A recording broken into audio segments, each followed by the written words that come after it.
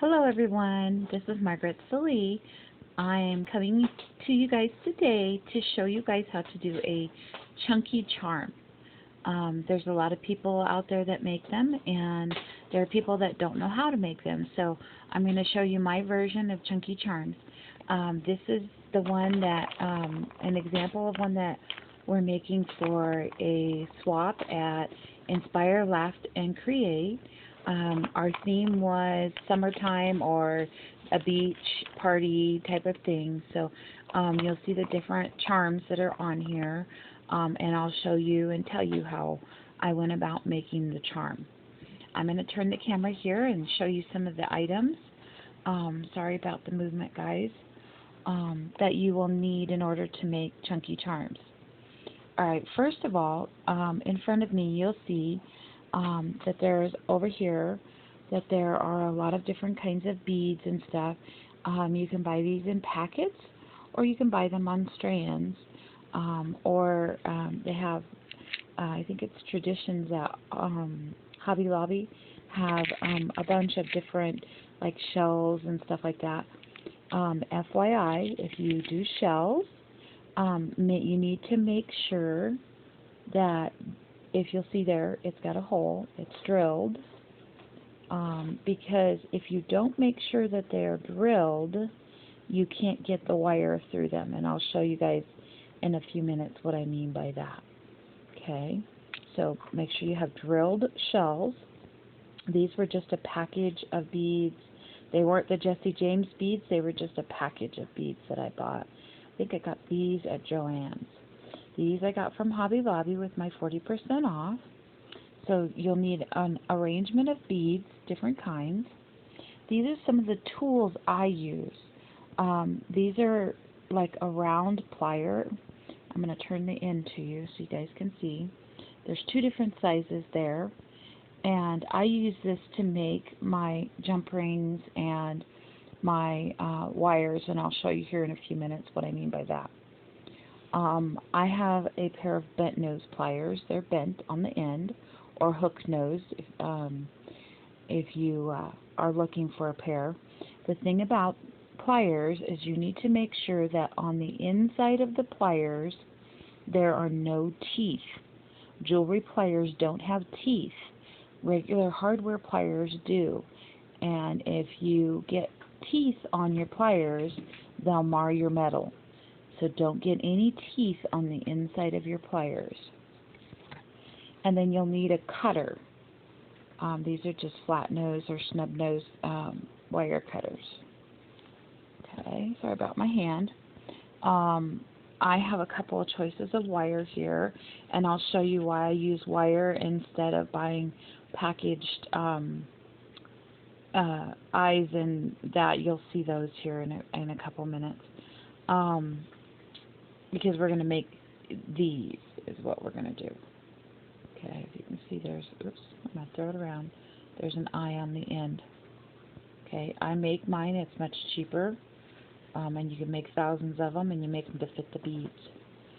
So these are some beads that I've kind of pre-prepped, but I'm going to show you how I did that.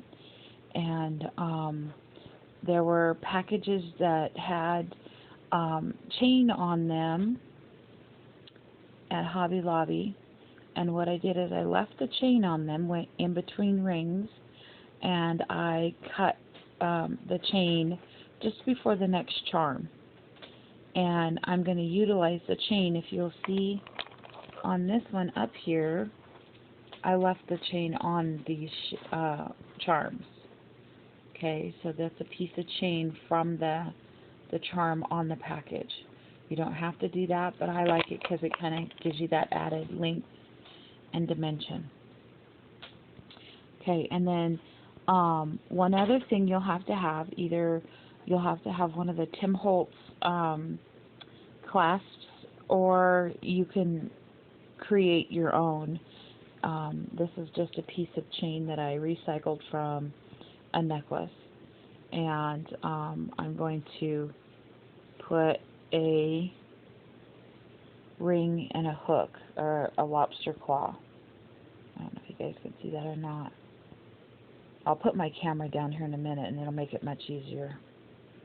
Okay, so these are some of the items you'll need in order to make a chunky charm. So let me swivel the camera around and put it down here, and we'll get started, and I'll show you some tips.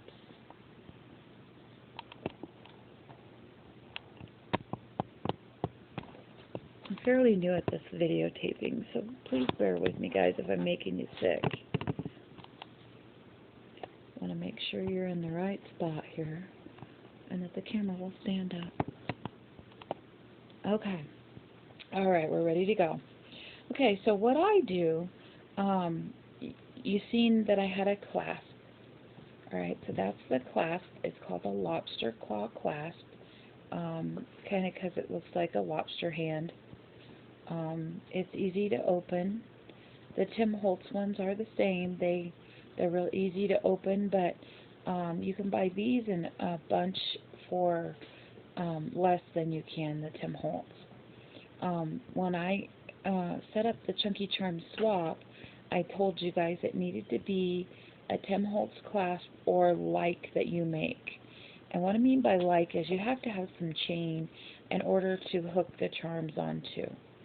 And Tim Holtz always has his clasp and a piece of chain. Okay? This was an old necklace that I recycled. And I just liked the way it looked for a sea theme chunky charm. I thought that would be okay because these kind of look like shells from the ocean, and then of course the pearls. Okay, so this is my like Tim Holtz clasp. It's not exactly like his, but we have the chain to work off of. Okay, and I'm going to try to keep everything lying down so you can see. I move the wire out of the way here.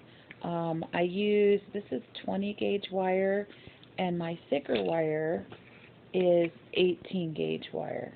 And you can get wire at any hobby store. You don't have to be particular about what wire you use. Heavy wire is harder to bend, so you might go with a thinner. You just need to remember thinner wire doesn't, if you're going to utilize the charm, thinner wire tends to come apart easier. Okay, so if you'll see on these chunky charms, these were beads just like this that I got, and I needed to put an eye on each end. Okay, so what I did is I just took a piece of wire, and this is where these funny nose pliers are going to come in handy. If you'll look, and I'm going to try to keep my big fingers out of you guys' way. If you'll look, I come to the end of this wire. I grabbed a hold of it with my little funny pliers, and I rolled that wire around to make an eye. So see my eye? Alright, and then I take my eye and I kind of bend it back just a little bit. So now I have that straight pin-like eye. Okay? So that is my eye that I'm going to make. Now, you can buy these. They sell them pre-made, and there's no reason why you can't buy them and use them.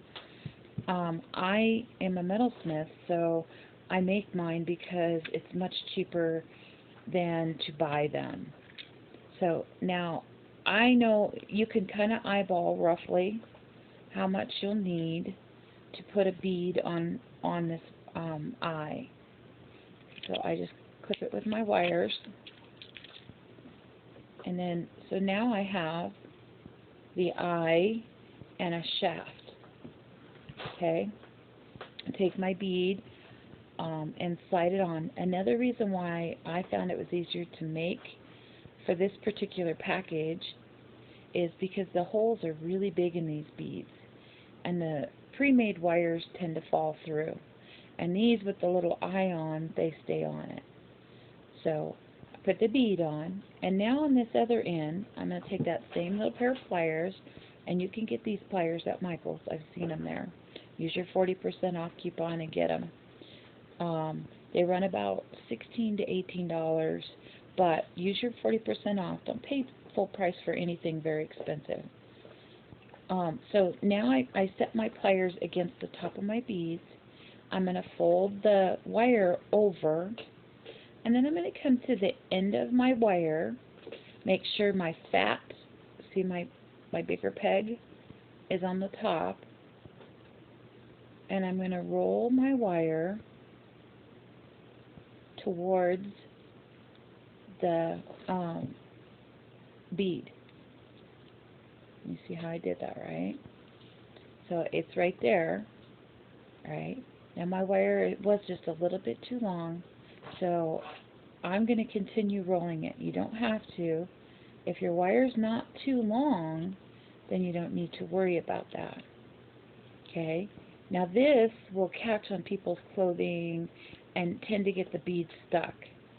So we don't want to leave that hanging. We're going to come right up against the base here and only catch the one layer and snip that off. Okay? We don't ever want anything that might hurt your client or hurt your person that you swap your beads with, okay? So always make sure it's nice and tender and that it's not going to hurt you. So that's how you wire a bead. Very easy peasy, right? I know you guys are going, oh my God, Margaret, how am I going to do that? You guys can do it. I know you can. So see how this one overlaps here, and there's no room for a jump ring to fall off. These are jump rings, you guys. They're the little round rings. And that's what we're going to use to hook this to our charm chain. Okay? So, but if you look at this, oops, I'm going to do the dropsies here. If you look at the one end, you can see a little gap. These things will slide off if that gap's not closed. Okay? So what you'll want to do is gently take your bent nose pliers. I like bent nosed. You don't have to have bent nose, just needle nose pliers. And you're going to touch that together. Okay? So that it does not have a gap, so it will disconnect. Okay? Now some people just take this and they just hook it into their chain just like that. And there's nothing wrong with that. You can do that. It's less parts, less money spent. And never, never, never, folks, open your ring once you've made it. Back up like this. Always tip your ring sideways and open it like that. So see how I tipped it? Metal's kind of funny, and it hardens when you move it. And when you get it formed, you've moved it. And by opening it back up, you'll never meet it back together. It's just one of those weird things. So you're going to take that hook, see that hook? Hook it into your chain. And see how I have it bent the opposite direction? It's bent up. Take my needle nose, and I'm going to bend it back down. So see how it touches now? It won't slide off. And you have your first bead on your chunky charm. Now, there's a lady on YouTube that I shared the video with in our group that she takes those racks that you use to hang your bananas from, and she hangs her charms from those racks. And that is the coolest idea. I'm looking for one at a thrift store because I want to do that because it makes it so much easier to see where your charms are at. If you aren't careful, you end up with this bulky clump instead of the longer charm. Some people like them bulky. I kind of like them longer and thinner. Gives you a little more surface to work with. Okay? So that's how you bead or string a bead on an eyed wire. Okay? So if you'll see here, I've took some of these, and this was a recycled necklace that I got from my mom. It is a glass bead, and I just recycled it. But it was with the wires that have the flat heads that kind of look like a pin. I don't know if you guys can see that or not. Same thing, but you have to use a smaller bead or it slides through the big bead. So I used a small bead to keep it anchored, pushed it up to the head pin, pushed the bead up, and on the top here I made an eye, a loop, and with that note, I'm sorry, I'm going to cause you guys to be dizzy, and I'll show you how I did that. With that one, I actually took and wrapped the wire. So I took the wire and I brought it around and I wrapped it around the piece of wire I had. I'm hoping you guys can see my hands aren't in your way. Just like that. Okay? And your fingers will get sore if you're not used to this. Okay, so see how it's pushed up there against it? And then I took my wire cutters, snub-nosed it off right up against the other, and took my needle nose and kind of smushed it down so we don't hurt anybody, because we don't want anyone hurt. You can take your wire pliers again just to reform that loop, because that loop kind of got marred a little bit when we're wrapping, which is normal. And then I always take my flat nose or my needle nose pliers, and I straighten my loop out, make it flat, because I like mine nice and flat and when I'm working with it. Okay, and that's how I did that one. That was just a wrapped wired one. Okay, and then you cut it off again, kind of guesstimating. Some people get like precise, I don't. Little scraps of wire are better than, you know, having too much or not enough. Okay, so that was a wrapped nose. Sorry, I'm getting it all mixed up here. Wrapped nose one, and then you would just stick your bead on and do the same thing on the other end. You would wrap it around. Now I like to take mine after I get it on there, my bead on there, grab a hold of it and kind of pull. I know my fingers are in you guys' way, and that tightens that loop up just a little bit down here where I wrapped it. Cleans it up a little bit. So, and then you can do your wrap up here at the top. Okay, so you can use any kind of bead, doodad, whatever. These were some of the charms that I got from Hobby Lobby. They have eyes on both ends. And with that, you can hook in, let's see here if I can find it. I have a bead hooked underneath it, or on top of it here, on the charm. Let me show you this one down here. So this particular charm came with the beads already on it, and so I left them there. And this one doesn't have any chain, so what I will use is an eye, these rings that you get, and you bend the ring. Remember, bend it sideways, don't open it up. Hook it on there, and then you hook it on to your charm. So once again, find a bare spot and bend it back and forth. I do it a couple times just to make the metal warm and soften it up. It closes it up tight and it won't fall off. Okay, so that's how you do your wiring for your chunky charms. The wonderful thing about this, ladies, is you can find charms just about anywhere. If you go to the thrift store and places like that, you can find them. I wanted to make sure I remembered to tell you about the drilled holes. Okay, so these ones are drilled holes. I had gotten, if you go to like Hawaii or the thrift store, you'll find beads that are strung up with fishing wire. Alright, so you can see that there is a hole there, but the problem of it is when they're strung with fishing wire, I'm going to use the monofilament here, is when they string them in Hawaii, wherever they make them, they will actually push the wire through the fishing string, which is a lot more pliable, than pushing a hard wire through. So you can't get the hard wire to go through because the inside of the shell tucks itself in.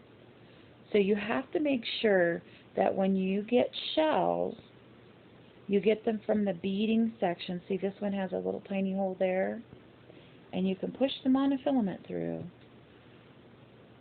because it'll move with the inside of the shell, but you cannot, see how it came out? You cannot get a wire to follow where that monofilament went.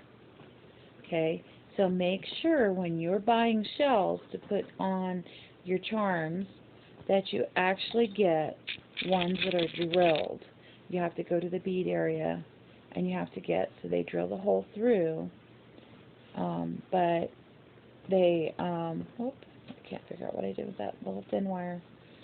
They drill the hole through, yep, that was a kitty. They drill the hole through so that you can actually bead it up or string it on a bead. Okay, so make sure when you're purchasing, you purchase drilled shells. Alright, I can't think of anything else that I wanted to tell you. Chunky Charms are really awesome. And we are in a, I'm an admin for a group called Inspire, Laugh, and Create. And our Chunky Charms for July, the theme was beach party or the beach, summertime fun. And that's why we came up with the charm looking like this. It was supposed to have the different things that you might associate summer and summer fun with. So that's why it looks like that. We at Inspire, Laugh, and Create are going to do some more themes with Chunky Charms. We were thinking about doing every month doing another theme to do another Chunky Charm swap. So hopefully if you guys are interested in that kind of stuff and you like doing that, you'll join us at Inspire, Laugh, and Create, and you can make some Chunky Charms and swap with people. So thank you very much. Hopefully I'm a help here and you guys can make your Chunky Charms and swap them and have fun with them. So everybody have a great day, and we will talk to you soon. Bye.